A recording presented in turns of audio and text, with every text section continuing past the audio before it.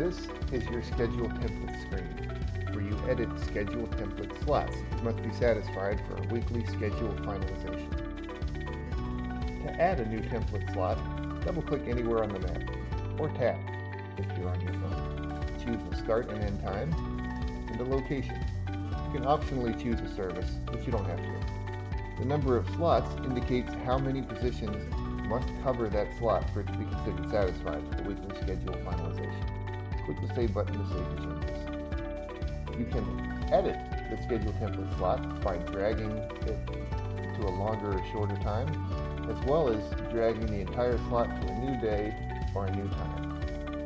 Delete entries by clicking the X button and confirming. Note that this schedule template slot indicates that 3 people must be working in new location name for it to be satisfied on the weekly template finalization.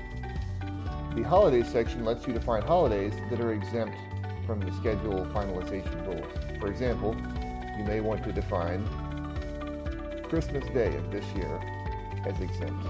So no schedule template finalization will consider that day when it's deciding whether rules have been violated. Click the Add button when you're done. And that's it.